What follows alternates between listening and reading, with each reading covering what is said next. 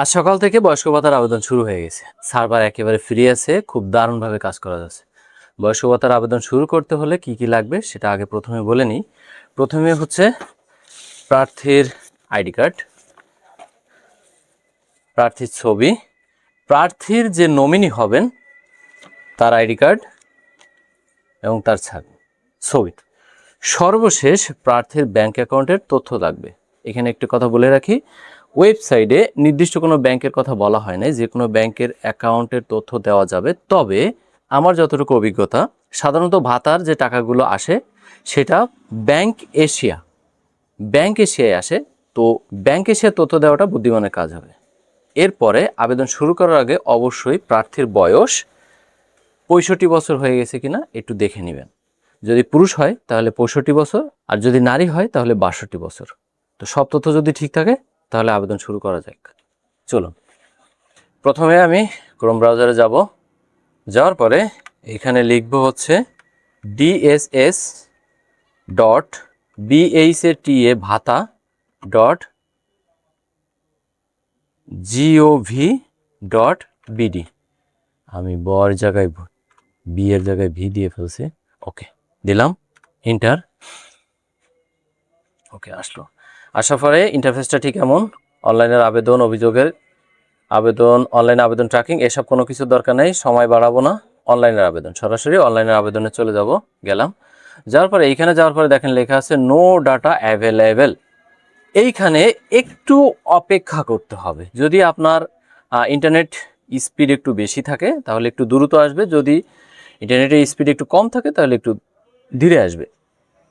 ওকে, আমি ট্রাই করতে থাকি।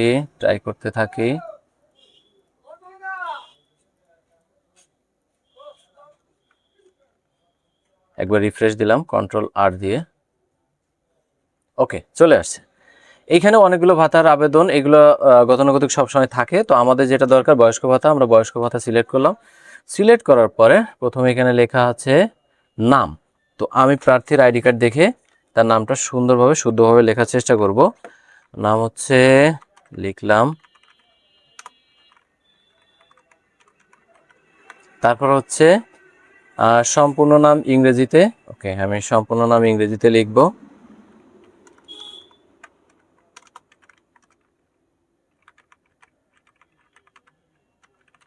শাহজাহান আলী। ওকে, তারপর হচ্ছে তার আইডি কার্ডের নাম, তারপর হচ্ছে আইডি কার্ডের নম্বর 8481460। তারপর হচ্ছে জন্ম তারিখ। জন্ম তারিখ এখানে লেখা যায় না, সিলেক্ট করতে হয়। 1961, মাস হচ্ছে জানুয়ারি, তারপর হচ্ছে 3 তারিখ, লিঙ্গ পুরুষ। তারপর হচ্ছে এইখানে যে ক্যাপচার ক্ষেত্রে সব থেকে বুদ্ধিমানের কাজ হচ্ছে এইখানে যে রিফ্রেশটা চিহ্নটা আছে, এই রিফ্রেশে একবার রিফ্রেশ করে নেবেন, না হলে ক্যাপচা ডাজ নট ম্যাচ এরকম দেখায় আর কি। তো এখানে 24 দিলাম। এনআইডি তথ্য যাচাই সফলভাবে হয়েছে। ওকে, তারপর প্রথমে এখানে ছবির ক্ষেত্রে এখানে কোনো সাইজ মেনশন করে নাই, এখানে লিখছে 200 কিলোবাইট হতে হবে। তো আমি ছবি কই গেল, ছবি স্ক্যান করে নিছি। স্ক্যান করার পরে আপনাদের সাধারণত যেসব সব থেকে বেশি যে সমস্যাটা হয়, স্ক্যান করার পরে সাইজ অথবা শেপটা মেলাতে গেলে অনেকটা ঝামেলা হয়ে যায়। তো তার জন্য আমি একটা ওয়েবসাইট দিচ্ছি,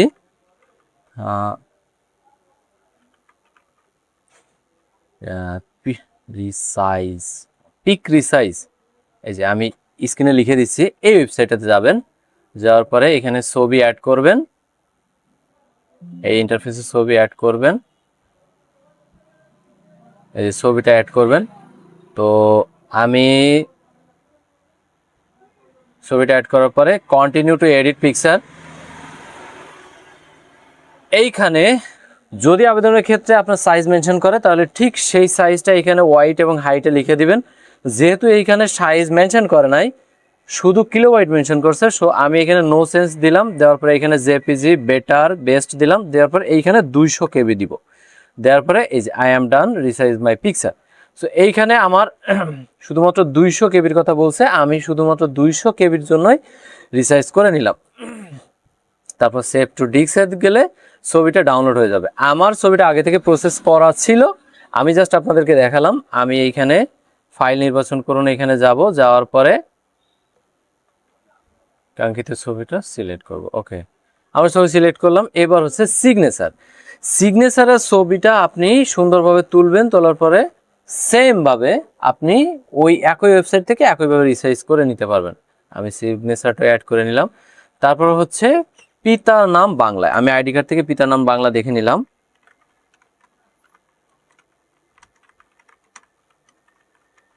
শানা। তারপর হচ্ছে পিতার নাম ইংরেজি, আফসার উদ্দিন শানা। তো আমি তারপরে মাতার নাম বাংলায় দিব, সমর্থ বানু। ইংরেজিতে আসবে হচ্ছে বানু। তারপর হচ্ছে ওনার মোবাইল নাম্বার 014236571 একটা নাম্বার দিয়ে দিবেন।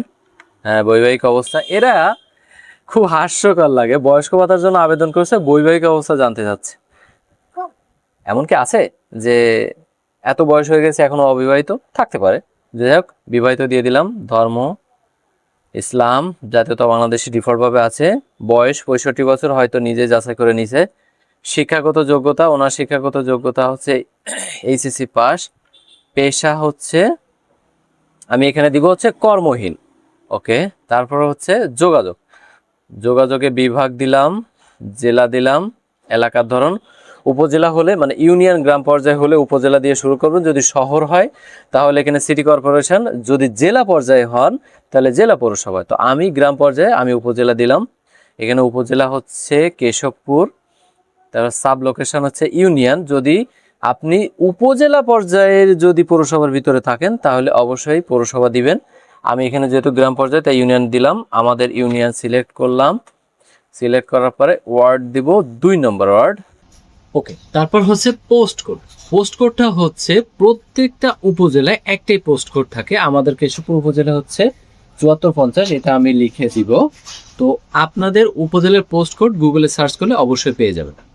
আচ্ছা, তারপর আচ্ছা গ্রামটা লিখে দিতে হবে, লিখে দিব। তারপর হচ্ছে স্থায়ী ঠিকানা। স্থায়ী ঠিকানা জাস্ট একটা ক্লিক করলে এখানে অটোমেটিক ফিল আপ হয়ে যাবে। তারপর হচ্ছে বয়স্ক ভাতা অনুযায়ী বিস্তারিত, উনি এখনো কর্মক্ষম আছে কিনা, ওনার শারীরিক অবস্থা জানতে চাচ্ছে, আংশিক কর্মক্ষম। এখানে প্রার্থীকে সব থেকে যত জরাজীর্ণ দিতে পারবেন তত ভালো। তো আমি এখানে উনি এর আগে কোনো ভাতা পান কিনা তাই বলতে হচ্ছে। তো সুবিধা গ্রহণ করেন না তাই দিচ্ছি। ভূমির পরিমাণ 5 একরের নিচে, যতটা চেষ্টা কম জমির পরিমাণ উল্লেখ করা ভালো। বাসস্থান নিজস্ব, বার্ষিক আয়, যেহেতু এখানে গ্রাম অঞ্চলে সবারই নিজস্ব বাসস্থান থাকে, এখানে কেউ ভাড়া থাকে না। পৌরসভা অন্যান্য অঞ্চলে যদি ভাড়াটিয়া থাকে তাহলে ভাড়াটিয়া দিবেন। তো তারপরে এখানে বার্ষিক আয়, বার্ষিক আয় হচ্ছে সর্বনিম্নই দিব। তারপর হচ্ছে এইখানে হচ্ছে গত 1 বছরে এ খানার কোনো সদস্য সামাজিক নিরাপত্তা বেষ্টনী কর্মসূচির আওতায় কোনো সহায়তা পেয়েছেন কিনা, না পায় নাই। এইখানে হচ্ছে ব্যাংক অ্যাকাউন্টের তথ্য। এইখানে ব্যাংক অ্যাকাউন্টের তথ্য আমি প্রথমত নিজে দিলাম, দেওয়ার পরে এখানে ব্যাংক অ্যাকাউন্টের নম্বর, এখানে কোনো ব্যাংক মেনশন করেনি। তবে ব্যাংকের ভাতার যে কোনো ভাতার টাকা কিন্তু ব্যাংক এশিয়াতেই আসে। তো ব্যাংক এশিয়া তথ্য দেওয়াটাই বুদ্ধিমানের কাজ হবে। তো আমি এখানে ব্যাংক এশিয়ার তথ্যগুলো সব কিছু দিয়ে দিব। ওনার ব্যাংক এশিয়ার কি কি ব্যাংক তথ্য লাগতেছে: ব্যাংক অ্যাকাউন্ট নাম্বার, ব্যাংকের নাম, ব্যাংকে অবস্থিত বিভাগের নাম, ব্যাংকে অবস্থিত জেলার নাম, ব্যাংকের শাখা নাম, হিসাবের নাম। এইটা সাধারণত ব্যাংকের একটা স্টেটমেন্টেই থাকে। তো আবেদনের শুরুতেই তাকে বলবেন যে আপনার ব্যাংকের একটা স্টেটমেন্ট নিয়ে আসেন, সেটা 5 বছরের পুরাতন হোক, কোনো সমস্যা নেই। তো আমি এখানে আর দিচ্ছি না, আমি জাস্ট পড়ে শোনাচ্ছি। আচ্ছা, তারপর হচ্ছে আপনি কি নমিনির তথ্য প্রদান করতে চান? হ্যাঁ, নমিনির তথ্য প্রদান করলেও হবে, না করলেও হবে। আমি পূরণ না করে আমি সরাসরি আপনাদেরকে বিস্তারিত সব বুঝিয়ে বলি, কারণ পূরণ করলে এখানে অনেক অনেক লম্বা হয়ে যাবে। তো এখানে সম্পূর্ণ নাম আমি আবু সাইদ দিলাম, সম্পূর্ণ নাম ইংরেজিতে, আইডি কার্ড দেখে দিব, তারপর তার আইডি কার্ড, তারপর তার জন্ম তারিখ এখানে সুন্দরভাবে দিব। এইখানে অবশ্যই ক্যাপচা কার্ড পূরণ করতে এসে একবার রিফ্রেশ দিয়ে নেবেন। তারপর ছবি ওই একই প্রক্রিয়ায়, সেম একই প্রক্রিয়ায় দিয়ে দিবেন, আপলোড দিয়ে দিবেন। তারপর হচ্ছে এইখানে ঠিকানা। ঠিকানা যেহেতু প্রার্থীর সন্তানই হচ্ছে নমিনি, ঠিকানা উপরে যে ঠিকানাটা দিয়ে আসছে এখানে জাস্ট একটা ক্লিক করলে অটোমেটিক ঠিকানা চলে আসবে। তারপর হচ্ছে ভাতার আবেদনের সবথেকে মূল যে জিনিসটা খুব সুন্দরভাবে ফিল আপ করতে হয় তা হচ্ছে যোগ্যতার অন্যান্য তথ্য। এইখানে আমি খানারটি ক্ষুদ্র নৃগোষ্ঠী কিনা না, খানাটি বা বাসস্থানটি কোথায় অবস্থিত আমি এখানে দিব ইউনিয়নে, ভূমি বা বসতঘরের মালিকানা ধরন নিজস্ব, নিজস্ব যদি না থাকে তার যদি মালিকানার তথ্য, সাধারণত শহরে যারা গরিব অসহায় ব্যক্তি বসবাস করে তাদের কোনো বসতঘর বা ভূমির কোনো মালিকানা থাকে না, তো সেক্ষেত্রে এখানে দিবেন হচ্ছে বিনা ভাড়া বা ভাড়াটিয়া বা ভাড়া একক, এইগুলো একটা সিলেক্ট করে দিবেন। এখানে নিজস্ব দিয়ে দিলাম। খানার সদস্য সংখ্যা এখানে একটু চেষ্টা করেন যে মিডল লিস্টে রাখা, তো আমি 3-এ দিয়ে দিলাম, না 4 দিয়ে রেখি। খানা শিশু সংখ্যা নাই। খানার প্রদানের বয়স 60-এর বেশি। যে প্রার্থী আবেদন করতে আসছে নিশ্চয়ই তাকে প্রদান করা উচিত, তো আমি 60-এর বেশি দিলাম। তারপর খানা প্রদানের শিক্ষা এখানে 6 থেকে 12, যেহেতু এইচএসসি দিয়েছিলাম 6 থেকে 12 দিব। তারপর হচ্ছে স্বামী অথবা স্ত্রীর শিক্ষা বা সর্বোচ্চ ডিগ্রি, এখানেও 6। যেহেতু তার স্ত্রীর তথ্য যাচ্ছে তার মানে নিরক্ষর, জানাশোনার দরকার নেই, নিরক্ষর। খানায় কি পৃথক রান্নাঘর আছে? হ্যাঁ আছে। রান্নাঘর সাধারণত পৃথকই থাকে, যে যেমনই থাকুক না কেন। যদি একটা মানে গাছের পাতা দিয়েও করে তাহলে আলাদা রাখারই চেষ্টা করে, তো আমি এখানে আলাদা রাখতে দেখাই। খানায় কি পৃথক খাবার বা কক্ষ আছে কিনা? না।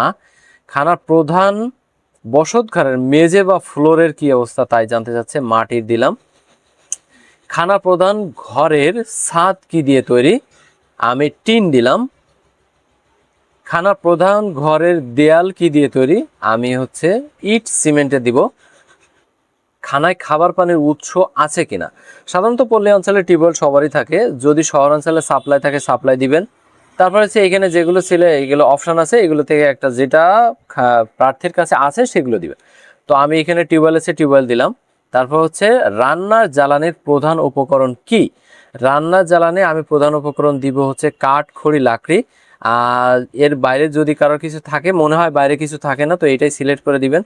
তারপরে এখানে দেখেন লিখছে খানায় রান্নাঘর জ্বালানির প্রধান উপকরণ এলপিজি গ্যাস হলে প্রতি মাসে এলপিজি গ্যাস ব্যবহারের ধরনের পরিমাণ। তো এইখানে দেখেন যদি যদি এলপিজি গ্যাস ব্যবহার করে থাকে তাহলে এখানে 12 কেজি দিবেন, কারণ সাধারণত এলপিজি গ্যাসের ওজন হচ্ছে 12 কেজি হয়। যদি প্রার্থী বলে যে না আমি গ্যাস ব্যবহার করি তাহলে এখানে 0 কেজি দিবেন, আমি এখানে 12 কেজি দিব। ওকে। খানায় সদস্যগণ কি ধরনের পায়খানা বা টয়লেট ব্যবহার করেন এটাও ওনাদের দেওয়া লাগবে, তো আমি এখানে স্যানিটারি বা উন্নত ল্যাট্রিন দিব, এইখানে আর কমানোর সুযোগ নাই। তারপর হচ্ছে খানায় বিদ্যুৎ লাইনের উৎস জাতীয় গ্রিডই দিয়েন, তাছাড়া অন্য কোনো কিছু এখানে নাই। ওকে। তারপরে হচ্ছে খানার সকল সদস্য মালিকানাধীন মোট জমির পরিমাণ কত? এখানেও আমি সব থেকে কম জমির পরিমাণ দিব। গত 2 বছরে আপনার খানা বিদেশে অবস্থানরত কোন কারণ নিকট হতে কোনো অর্থ গ্রহণ করেছে কিনা। এরা যে খানা খানা করতেছে, আসলে খানার অর্থ কি আমরা জানি? আমি বুঝি না, এখানে একটু সহজ অর্থ দিলেই হতো। তো যাই হোক এখানে আমি না দিলাম। তারপর হচ্ছে খানার কোনো সদস্য কি কৃষি অথবা অকৃষি শ্রমিক হিসেবে নিয়োজিত আছেন কিনা? হ্যাঁ, সবাই কৃষিকাজ করেন। যদি শহর অঞ্চলে প্রার্থী যদি শ্রমিক হয়ে থাকেন তাহলে এখানে সবাই ওই যে অকৃষি খাতে শ্রমটা এটা সিলেক্ট করে দিয়েন। তারপর হচ্ছে কৃষিকাজে ডিজেল ব্যবহার হলে তার মাসিক পরিমাণ কত? দেখেন কৃষি কাজ করে কিন্তু কৃষিকাজে কেউ ডিজেল নিয়ে যায় না, তো আমি এখানে 0 দিয়ে দিব। তারপর হচ্ছে খানার মালিকানাধীন নিম্নে পরিসম্পদগুলোর কোনটি? একাধিক উত্তর হলে দেওয়া যাবে, মানে প্রার্থী কি কি ব্যবহার করেন, তো আমি এখানে দিব হচ্ছে মোবাইল ফোন, তারপর দিব হচ্ছে বৈদ্যুতিক পাখা, তারপর দিব হচ্ছে টিউবওয়েল, তারপর দিব হচ্ছে সাইকেল। এগুলো সবাই ব্যবহার করে, সবাই তা দিয়ে দিলাম। তারপর হচ্ছে ঘরের সংখ্যা, ঘরের সংখ্যা আমি মোট 2টি দিব। তো আমার আবেদনের কাজ কমপ্লিট, এখন সাবমিট দিয়ে দিব। সাবমিট দিয়ে দিলে সাবমিট কিন্তু হয়ে যাবে। ওকে, সাবমিট দিয়ে দিব। সাবমিট দেওয়ার পরে এখানে একটা প্রিন্টের অপশন আসবে, প্রিন্টের অপশনটা আপনি অবশ্যই সেভ করে নেবেন, অবশ্যই সেভ করে। যদি এখানে সেভের অপশন না থাকে তাহলে সাবমিট দেওয়ার পরে যে পেজটা আসবে সেই পেজটা অবশ্যই একটা অন্তত একটা স্ক্রিনশট দিয়ে রাখবেন। তার একটা আবেদনের আইডি দিয়ে রাখে, ওই আইডিটা অবশ্যই সংরক্ষণ করে রাখবেন। ম্যাক্সিমাম ক্ষেত্রে যদি সার্ভারের ত্রুটি না হয় তাহলে আবেদনের কপি অবশ্যই দিয়ে দেয়, সে আবেদনের কপি অবশ্যই সংরক্ষণ করে রাখবেন। তো এই ছিল 2026 সালে বয়স্ক ভাতার আবেদনের পুরো প্রক্রিয়া। আপনি যদি অফিসিয়াল চাকরি করেন অথবা আপনার যদি একটা কম্পিউটারের দোকান থাকে যেখানে ছবির কাজ, ফটোকপির কাজ, এডিটিংয়ের কাজ, টাইপিংয়ের কাজ করে থাকেন, তাহলে শুধু এই ভিডিওটা না, এই চ্যানেলটা আপনার জন্য। সাবস্ক্রাইব করুন, কাজে দিই। টাটা।